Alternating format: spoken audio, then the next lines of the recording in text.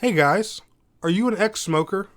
Or how about, somebody that just enjoys different vape flavors? Or do you like cloud chasing, just blowing giant clouds, making videos on them, showing them off on your TikTok or stuff like that? Well, if you do, check out AliVape.com today.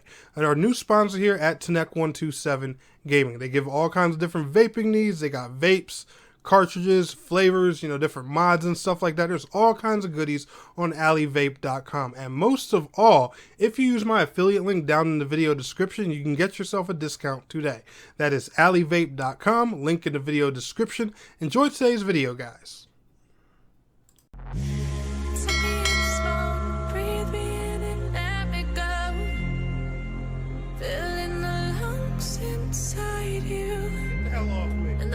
Let's go, baby.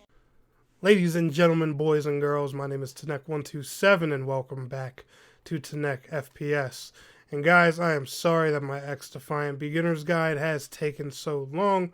Like I've said before, content's going to be really slow on both channels because just working through some things in real life, it's hard to get my head together around. And guys, I've had to re-record this commentary right here alone several times, and I have a script and guide for it. So, if that doesn't say where my headspace is right now, I don't know what will.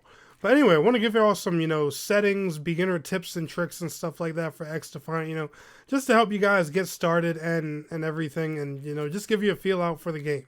So Xdefiant is an arena shooter. The best way to break this game down, think of Call of Duty, just without the kill streaks. You have abilities like Overwatch. Now, in a sense, this gives you a lot more strategic and tactical gameplay. Now, I don't mean tactical from a sense like milsim. I mean like planning on when to use your abilities and ultimates to take objectives. That kind of tactical, strategic, I should say. Maybe that might be a better word to use. One good thing about Xdefiant is it has this lovely little firing range that you can come to. Whenever you want to test out new gun builds and stuff like that, always come here. Now, Xdefiant has 4 different factions. These factions are basically your classes. I'm going to break them down in simple fashion. Your cleaners, these in so many words are your straight up DPS. The role of these guys is damage, damage, damage. They have an incendiary, an incinerator drone, and a firebomb. What could those 2 things be used for besides blowing shit up? Yeah. Phantoms, these are your tanks. These are for protecting the objective, protecting other players and stuff like that. As you can see, they have a mag barrier, which puts out a shield, and they also have a blitz shield, which is basically just their futuristic version of a riot shield. Again, to protect the objective, themselves, and other players. And they also have 20% more HP. So yeah, tanks. Your Libertads, these are your healers. Now, these characters, they can not only can they heal their teammates, but they can also heal themselves quicker and also boost their own health and make teammates harder to damage and spray down. Libertads are a very useful class. Now, a lot of people use them, just to have fast self heals and stuff like that, but no. If you use these and you coordinate with your team accordingly, Libertads can be unstoppable.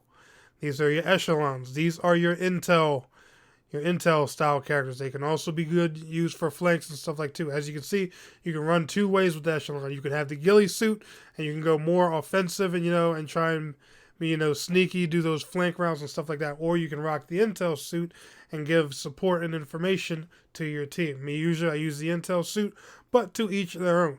And then of course you have DedSec. These are pretty much probably another type of DPS. These are more so about disrupting the competition. Their spider bot, it'll jump on somebody's face, not only blind them and do damage to them, but also paralyze them so you can easily kill them. Every time you throw out the spider bot, as long as you're near the person it catches, it's usually pretty much a free kill. They can also hack abilities and shut down ultimates. You got an annoying Libertad on your team, a DedSec will be the ultimate thing to shut them down. Now, one thing I'm going to tell you guys, straight up, this is an arena shooter, a very COD-like game. We're not going to deny that. We're not going to pussyfoot around that here. If you want the most damage out of your gun at all times, roll with the cleaners, and I'm going to tell you why. Cleaners have one very special trait about them. It is called incendiary rounds. This is a passive trait. Incendiary ammo inflicts extra burn damage but decreases weapon range. What it does is it makes targets take extra damage over time. So while you'll be doing a little bit less damage at range, when you're in those medium and close gunfights, you're going to do your basic weapon damage plus an additional damage per second. Here, let me show you guys and give you an example here with the M4. Now, we're going to go ahead and bust out a regular faction. We'll take out a Phantom here. See how quick that kills all headshots? Well, we'll do body shots just to make it more feasible. See how quick that kills? Now, I want you to remember that, and we're going to switch over to a cleaner. Same gun, body shots. Look how much faster that is. Again, I'm going to do that for you. Cleaner, body shot. Now, do you have any idea why? When I shoot one of these targets, not only are they damaged, but as you can see, they're continuously taking damage after that because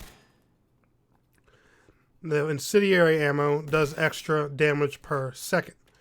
Now, this is usually something, these are usually called like usually like a cooldown thing. You get a lot of these damage per second kind of moves. You get them in MMOs a lot and stuff like that. And usually during your raid, it is required that you use these, or sometimes you'll get kicked off your raid team. That's how important this extra damage is in some other games.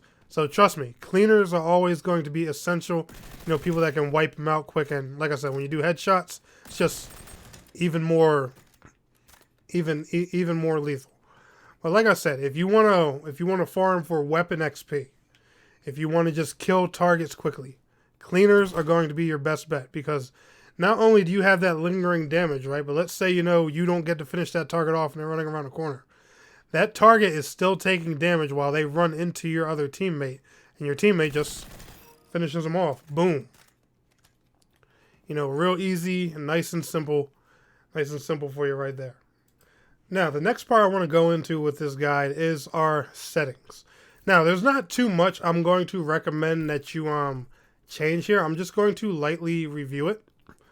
But for the gameplay and UI, your field of view, especially if you are playing on Xbox Series X, S, PS5, or PC, I say go around 100 or 110. I don't personally recommend going up all the way to 120 because let me tell you something. As you guys see, as I turn my field of view up, do you see what happens in the background? The targets get smaller. Yes, I get a wider range to see, but the targets get smaller. So you want to find a perfect balance and trade-off. So me personally, that's why I like mine around 108 or 110. I keep my ADS field of view consistent because this doesn't change it when I aim down sights. It'll stay as the same field of view. Now, a lot of these can be preference based. You know, sprint interrupting reload. Me personally, I have that set to off. Auto weapon switch, I have that mine set to on because, you know, if I'm going to pick up another weapon, obviously I want to use it. Damage numbers, I always want to know how much DPS I'm doing. Enemy health bars, I want to know how much health the other team has. Ping display in the team composition overlay. There's these bars that'll come up right on the left and right side of the screen that'll show the health and status of everybody on your team and the enemy team. So, you know, I like having that information readily available.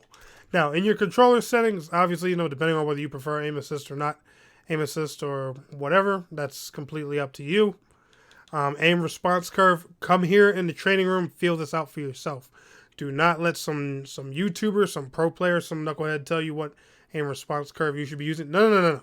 Feel this out for yourself. Everything in this controller section, I cannot stress this enough, you should be feeling out for yourself. People can give you recommendations. People can compare them to, you know, the settings in other games, but feel them out for yourself. What works for Optic Scumpy or Phase whoever or Soar blah, blah, blah, blah, blah isn't going to always work for you. You have to find the one that is your sweet spot. Same thing with your sensitivity. Some people like their vertical lower than their horizontal. Me, I'm a balanced kind of guy. I like mine even and even all around. That's why I have both of mine set to 25. Same thing with your controller aim sensitivity factors. Same thing with your dead zones. The only thing with your dead zones I recommend is if you have some stick drift, go ahead and turn those up. That way that'll help balance that out. Controller vibration, it's never bothered me. Some people say it ruins your accuracy. Mine feels just fine when I turn it on or off. It doesn't bother me. I leave mine on, but that's, to each their own, up to you. Now, if you're playing on PlayStation 5 or Xbox Series X or S, there's one thing specifically I want to make sure that I double down on in here. Please turn on your 120 Hz refresh rate if you have a monitor or TV that is capable. Please, please, please, for the love of God, there are still so many players out there who don't know what it's like. They're still playing on, these giant 60-something inch 4K TVs, that just, because all the console generation does is boast 4K, they don't talk about frame rates. This setting alone, if you can use it, will help your response time, your gameplay, all kinds of different things, because your picture is going to be that much smoother. But not a lot of people, and especially the makers advertising the consoles, they don't talk about this, because they want the prettiest picture possible to go in the game advertising. No. You want that nice, smooth 1440p, 120 FPS, or 1080p, 120 FPS, whatever kind of system monitor or whatever sub you're playing on. This is what you want. You want that high refresh rate. I am telling you, it makes a world of difference. You're not going to see it in a YouTube video, obviously, because YouTube doesn't play videos at 120 FPS. But guys, I'm telling you, 120 Hz makes a world of difference in terms of gameplay. And I kid you not, I'm not saying it's going to turn you pro overnight, but once you get used to it and you start, playing against people who are only playing at 60, and you see how much of an advantage you got over them, you'll see why. The PC players, one big thing they always brag about is frame rate. That is one thing they are definitely right about. I'm telling you. I do have another thing I want to show you guys when it comes to here to Xdefiant. Remember, this is an arena shooter. It's all about movement. Like I said, it's very COD-like. So you have a jump, you can bunny hop, you can slide, and all that fun stuff. So do remember one thing: assault rifles. Every single gun in here has its own weight. Assault rifles weigh one thing, pistols weigh another. So guess what that means? Whenever you're running around with a pistol, an SMG, or a lighter weight weapon, you move faster. That means if you are going to that domination point, right, and you pull out your pistol and that other guy is running to it with an assault rifle, because you have your pistol out, you will get to it first.